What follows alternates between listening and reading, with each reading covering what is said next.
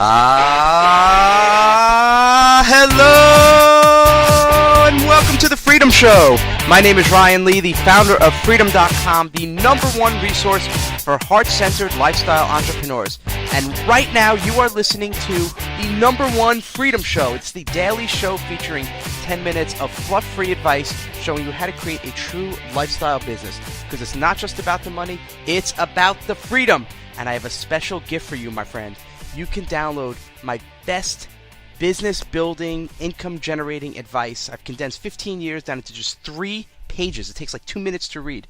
All you have to do is head on over to Freedym.com. That's Freedym.com, or text the word freedom, Freedym, to the number 33444, and it's yours. Now, today, on the hot seat, my man Ed Winslow. I've known Ed for years. He was in one of my high-level coaching groups. When it comes to search engine optimization, especially local search engine optimization, Ed is the man. He's my go-to guy. He knows so much about links and Googles and algorithms, and I don't even know any of the stuff he talks about, but I know it's very important, and I know it works. Some really, really big companies hire him for their search engine optimization. If you want to learn more about Ed, he has some really great content and articles and free stuff on his site, nichequest.com, NICHEQUEST.com. Ed, you got the intro. We got 10 minutes. You ready, my man? I am ready. Thanks, Ryan. Oh, it's my pleasure. So let's dive headfirst into this wonderful world of SEO. There's a lot of people who say, well, you know, SEO it's kind of a crapshoot. You can't really predict what Google's going to do, what they like. What is just give us like the 30-second overview. Does SEO really work? SEO really kicks. It really rocks. I'll just give you a quick little story. I got a client of mine in the city. He's in the construction business. He got a call, turned into $1 million piece of business from an internet lead from Facebook, who did a search on Google to find what they were looking for, and they hired him off an internet call. $1 million piece of business to redo their flooring in their new West Side location in Manhattan. $1 million lead off an internet call. Happens all the time. So if we don't have a lot of money to hire an SEO firm, and I don't want to spend the rest of my life learning all this tactics, we'll go through a couple of them. Give me the number one specific tactic, not theory, but a tactic that we can do to get better search engine optimization for our stuff. All right. Well, everything with SEO starts with keywords. And I got to tell you that what I do when I work with new clients, the first thing I do is I work with them on creating a content strategy, like a blog strategy, like a Facebook strategy. And what I do is we always start out, I don't even use a lot of the keyword tools that are out there. Mm-hmm.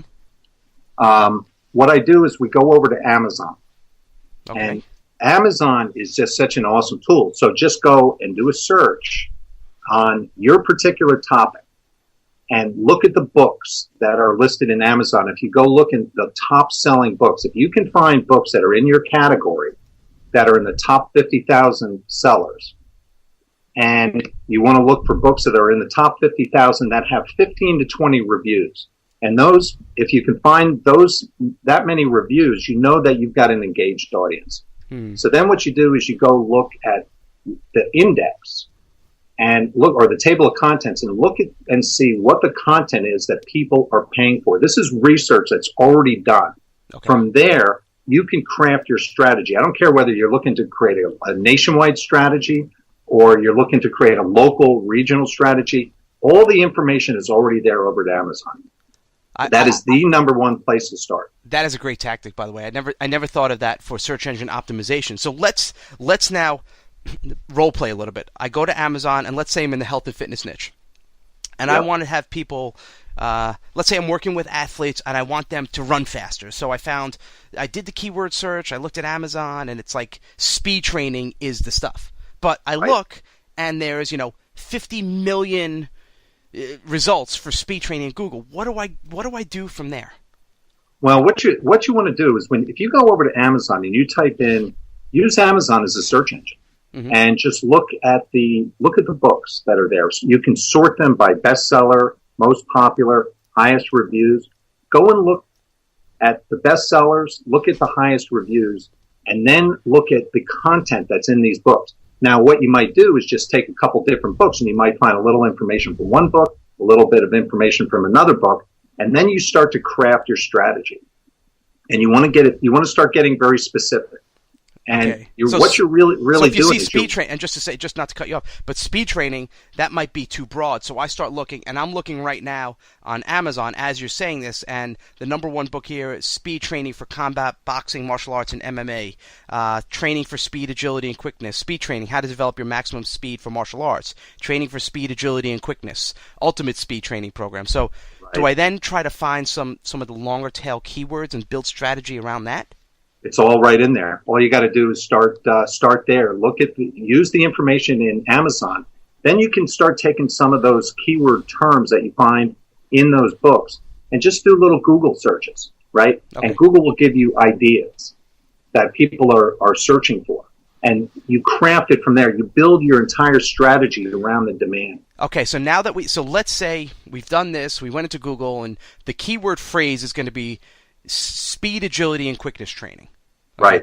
What do I do from there? Is it best to blog?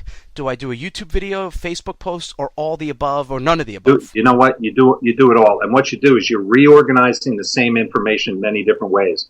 You can start out with a blog, and then you can post it on Facebook, and then you can post it on Twitter. You can tag your photos so that they rank in Google Images. You link your Facebook back to your blog post. You link your Twitter back to your blog post. Just start connecting all the dots. Okay. That's really all it is with SEO. It's really connecting the dots. And the more you know about connecting the dots, linking one thing to another. It's the World Wide Web. What you're doing is you're creating a web. Just create links. Now, you can get technical in SEO regarding how you lay out your links. But really, you want to create as many links as possible. YouTube videos, Facebook, Twitter, it all fits in together. It's search engine optimization and social media are really becoming integrated. Mm-hmm. That's the one big change that I've seen in the last few years, is that social signals are becoming a very, very important part of SEO. And your ranking. Yeah, the old days of keyword stuffing and header text and all this other stuff that we used to do, is that all done? Is that gone? Does that still matter? Are you being penalized? It still matters, but you want to be a lot more natural. You don't want to be contrived. You want to make it read naturally. We used to stuff things like, could be speed training. Speed training for martial arts. You want to create a page and optimize that keyword phrase would be, speed training for martial arts in the title. Mm-hmm. Speed training in, your H1 tag, your H2 tag, your meta description, all that. It's like way overdone. Today, if you utilize a lot of the synonyms that relate to that topic, you could write one blog post and you could get ranked 50 different ways just from one blog. And then you can take that and you take one really good blog that you write, you could post numerous ways on Facebook and Twitter, driving people back to that particular blog part. So you could take your blog and break it down to many different categories, right? So let's say you write a 1,000-word blog. Well, you could promote the heck out of that on social media by hitting all the different key specific parts of that particular article. It's an amazing way to generate a massive amount of traffic and very targeted traffic. So what do you do? I'm a little confused on that step. So you wrote your article, let's say, speed and agility training. That's your article. You have a couple keywords in there. It's a nice 1,000-word article. Give me a couple things you do from there. Well, what I would do is with that 1,000-word article, the way that I would do it is I would break that article. I'd say, okay, I'm going to write about 10 different things in that post. And I'm going to create each one of those 10 categories of that particular blog are going to be 100 words. So effectively, I'm creating 10 100-word blogs that create one particular blog post. Okay? So now you've got some really good information. Every paragraph has got its own subcategory. So the consumer, the reader, when they land on that page, they can scroll up and down. They could actually read that post out of order. Now you've got 1,000 words. You've got 10 categories within that post, 10 paragraphs, each at a different point.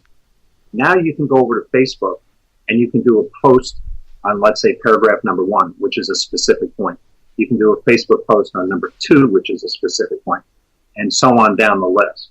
So now you're getting a lot of mileage out of that one particular post.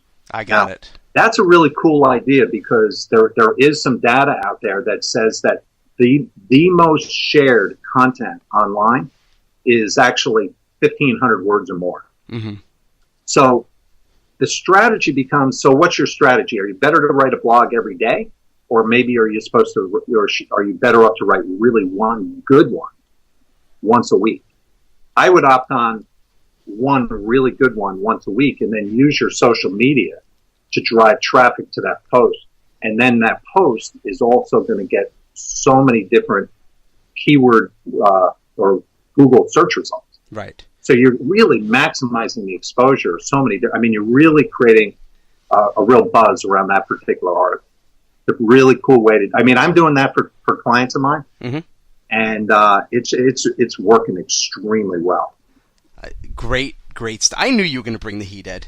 I never had a doubt. Let me mention your site one more time. It is nichequest.com, and we've been speaking with Ed Winslow here today on the Freedom Show. And I hope you enjoyed today's episode. It was a little heady, but it was strong, and it's solid stuff. So there's some really big takeaways. This is the kind of episode, even though it's 10 minutes, it's worth multiple listenings. So again, head on over to nichequest.com to learn more about Ed. And I am signing off. I am Ryan Lee. Thank you for being here. I hope you enjoyed today's episode. As always, we have another episode tomorrow. Every day we're here. Ed. Thanks, Ryan. Ed, you've known me for a long time. See you ever stop? Now keep going. We keep on rocking. Have an amazing day. Right on. You too. All right. Bye-bye, everybody. All right. See you.